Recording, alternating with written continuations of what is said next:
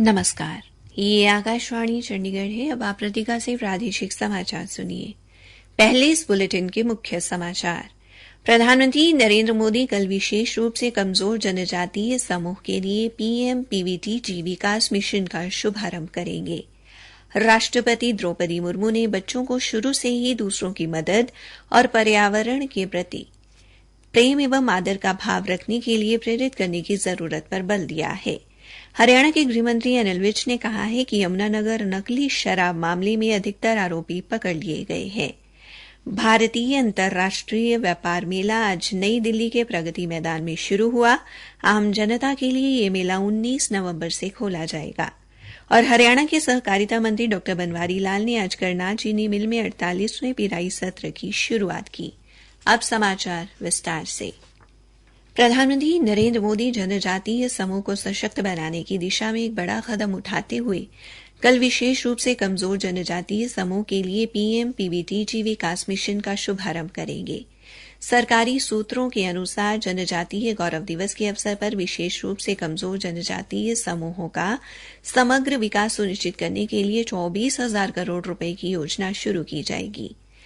वित्त वर्ष 2023-24 के बजट में प्रधानमंत्री ने पीवीटी विकास मिशन शुरू करने की घोषणा की थी। देश भर में विशेष रूप से कमजोर 75 जनजातीय समूह 18 राज्यों और केंद्र शासित प्रदेशों के 22,544 गांव में रहते हैं। इनकी आबादी लगभग 28 लाख है। ये जनजातियां बिखरी हुई हैं तथा सुदूर एवं दुर्गम वन क्षेत्रों में रहती हैं। मिशन का उद्देश्य ऐसे लोगों के परिवारों और बस्तियों को सड़क एवं दूरसंचार सेवाएं, बिजली, सुरक्षित आवास, स्वच्छ पेयजल, शिक्षा, स्वास्थ्य और पोषण तक बेहतर पहुंच और स्थायी आजीविका के अवसरों जैसी बुनियादी सुविधाएं उपलब्ध कराना है। राष्ट्रपति द्रौपदी मुर्मू ने बच्चों को बचपन से ही दूसरों की मदद और पर्यावरण के लिए प्रेम एवं आदर का भाव रखने के लिए प्रेरित करने की जरूरत पर बल दिया है।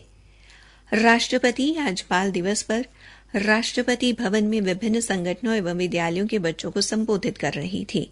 उन्होंने कहा कि बच्चों को पर्यावरण की स्वच्छता एवं स्वास्थ्य के प्रति जागरूक करना भी अत्यंत महत्वपूर्ण है।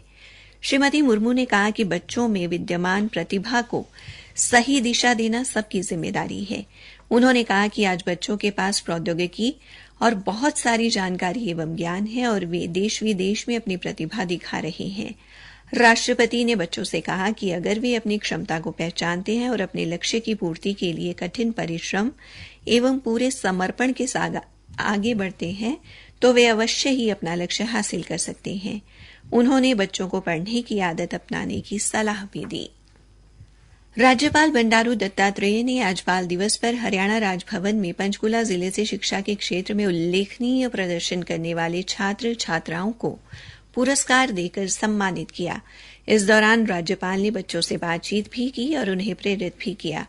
इस अवसर पर श्री दत्तात्रेय ने पंडित जवाहरलाल नेहरू के चित्र पर माल्यार्पण भी किया। उपस्थित बच्चों और अध्यापकों द्वारा भी पंडित जवाहरलाल नेहरू के चित्र पर पुष्प अर्पित किए गए। इस अवसर पर जिला शिक्षा अधिकारी सतपाल कौशिक भी उपस्थित रहे। हरियाणा के गृह मंत्री अनिल विज ने कहा है कि यमुनानगर नकली शराब मामले में अभी तक अधिकतर आरोपी पकड़े जा चुके हैं और इस मामले की तह तक जाने के लिए हर कोण से जांच की जा रही है। श्री विज आज अंबाला में मीडिया से बातचीत कर रहे थे। उन्होंने कहा कि इस मामले में कांग्रेस नेताओं द्वारा बेवजह बयानबाजी की जा रही है, जबकि पुलिस इस मामले की हर कड़ी को पकड़ रही है। श्री विज ने कहा कि कांग्रेस की सरकार में तो आरोपी पकड़े भी नहीं जाते थे। उन्होंने कहा कि जांच में कुछ संदिग्ध आता है तो बुलडोजर की कार्रवाई भी की जाएगी। आकाशवाणी चंडीगढ़ के समाचार सेवा प्रभाग द्वारा मेरी माटी मेरा देश अभियान के तहत शुरू की गई प्रश्नोत्तरी प्रतियोगिता का आज का प्रश्न है, पंडित जवाहरलाल नेहरू के समाधि स्थल को क्या कहा जाता है? अपने उत्तर newsaircht@gmail.com पर तुरंत मेल करें। कल पूछे गए प्रश्न का उत्तर है, महात्मा गांधी ने महान शिक्षाविद मदन मोहन मालवीय को महामना की उपाधि दी। और ये सही उत्तर देने वाले हमारे विजेता हैं हरियाणा के फरीदाबाद से पवन कुमार नागपाल। प्रादेशिक समाचार आकाशवाणी चंडीगढ़ से प्रसारित किए जा रहे हैं। प्रधानमंत्री नरेंद्र मोदी कल जनजातीय गौरव दिवस के अवसर पर झारखंड में भगवान बिरसा मुंडा की जन्मस्थली खूंटी से विकसित भारत संकल्प यात्रा का शुभारंभ करेंगे। ये यात्रा सरकार की कल्याणकारी योजनाओं के लक्ष्यों को पूरी तरह हासिल करने की दिशा में एक बड़े कदम के रूप में शुरू की जा रही है। प्रधानमंत्री सरकार के व्यापक आउटरीच कार्यक्रम की शुरुआत करते हुए विशेष रूप से डिजाइन की गई 5 सूचना, शिक्षा और संचार वैन को झंडी दिखाकर रवाना करेंगे। राज्यपाल, मुख्यमंत्री, केंद्रीय मंत्री, राज्य मंत्री जैसे गणमान्य व्यक्ति देश भर में जनजातीय आबादी वाले 68 जिलों में इसी तरह की वैन को झंडी दिखाकर रवाना करेंगे। इस पूरे अभियान का कार्यान्वयन राज्य सरकारों, जिलाधिकारियों, शहरी स्थानीय निकायों, ग्राम पंचायतों की सक्रिय भागीदारी के साथ संपूर्ण सरकार के दृष्टिकोण से किया जा रहा है। भारतीय अंतर्राष्ट्रीय व्यापार मेला आज नई दिल्ली के प्रगति मैदान में शुरू हो गया है, जो इस महीने की 27 तारीख तक जारी रहेगा। इस 14 दिवसीय मेले का थीम वसुधैव कुटुंबकम रखा गया है। मेले में भारत और विदेशों से 3000 से अधिक भागीदारी शामिल हुए हैं। मेले के पहले 5 दिन व्यापार जगत के लिए आरक्षित हैं, जबकि आम जनता के लिए यह मेला इस महीने की 19 तारीख को खोला जाएगा। मेले में दिव्यांगजनों और वरिष्ठ नागरिकों का प्रवेश निःशुल्क रहेगा। इस बार मेले में अफगानिस्तान, बांग्लादेश, ओमान, मिस्र, नेपाल, थाईलैंड, तुर्की, वियतनाम, ट्यूनीशिया, किर्गिस्तान, लिबनान, ईरान और संयुक्त अरब अमीरात हिस्सा ले रहे हैं। आज मेले में कई पवेलियन का उद्घाटन भी किया गया। स्वास्थ्य पवेलियन का उद्घाटन नीति आयोग के स्वास्थ्य सदस्य डॉक्टर वीके पॉल ने किया। हरियाणा के सहकारिता मंत्री डॉक्टर बनवारी लाल ने आज करनाल चीनी मिल में 48वें पिराई सत्र की शुरुआत की। इस अवसर पर मीडिया से बातचीत में सहकारिता मंत्री ने कहा कि 9 वर्षों में मुख्यमंत्री मनोहर लाल ने किसान वर्ग के लिए सबसे ज्यादा कार्य किया है। उन्होंने किसानों की परेशानी को देखते हुए करनाल में नई चीनी मिल शुरू की और अब पिराई सत्र से पहले ही गन्ने के भाव में वृद्धि की घोषणा की है। उन्होंने कहा कि अब हरियाणा में गन्ने का भाव देश भर में सबसे ज्यादा दिया जा रहा है। मंत्री ने कहा कि किसानों को उनकी फसल की अदायगी भी समय पर की जा रही है और आज किसानों का कोई भी भुगतान बकाया नहीं है।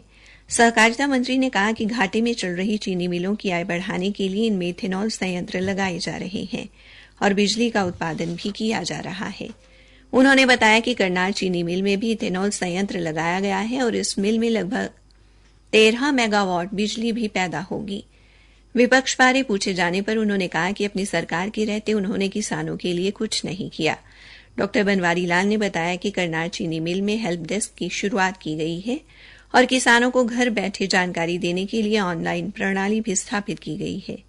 उन्होंने कहा कि पिराई सीजन का एक एक गन्ना खरीदा जाएगा और किसानों को किसी भी तरह की परेशानी नहीं होने दी जाएगी। पिराई सत्र की शुरुआत के अवसर पर सहकारिता मंत्री ने चीनी मिल में सबसे पहले अपना गन्ना लेकर पहुंचे कई किसानों को सम्मानित भी किया। आकाशवाणी संवाददाता से बातचीत में किसानों ने गन्ने का भाव बढ़ाने और फसल का भुगतान समय पर करने के लिए राज्य सरकार की सराहना भी की। फरीदाबाद के जिलाधीश विक्रम सिंह ने जिले में नर्सरी से 5वीं तक के स्कूलों को बंद करने के आदेश वापस ले लिए हैं।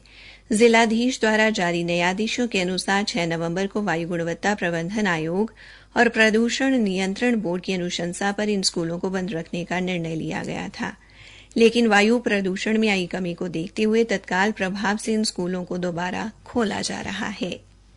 कृषि एवं किसान कल्याण विभाग के निदेशक डॉक्टर नरहरि सिंह बांगड़ ने किसानों से कपास की अगेती बिजाई न करने का अनुरोध किया है। उन्होंने कहा कि वे कृषि विशेषज्ञों की सलाह के अनुसार कपास की बिजाई 15 अप्रैल से 15 मई के बीच करें और इसके बाद कपास की बिजाई न करें। आज रोहतक में कृषि विभाग द्वारा आयोजित किसान क्लब की मासिक बैठक में श्री बांगड़ ने कहा कि हरियाणा में कपास को गुलाबी सुंडी के प्रकोप से बचाने के लिए राज्यव्यापी अभियान चलाया गया है। उन्होंने कहा कि गुलाबी सुंडी का प्रकोप होने से कपास के उत्पादन में 20 से 22% तक की कमी आती है। अंत में मुख्य समाचार एक बार फिर। प्रधानमंत्री नरेंद्र मोदी कल विशेष रूप से कमजोर जनजातीय समूह के पीएम-पीवीटी विकास मिशन का शुभारंभ करेंगे। राष्ट्रपति द्रौपदी मुर्मू ने बच्चों को शुरू से ही दूसरों की मदद और पर्यावरण के प्रति प्रेम एवं आदर का भाव रखने के लिए प्रेरित करने की जरूरत पर बल दिया है। इसी के साथ ये समाचार बुलेटिन समाप्त हुआ।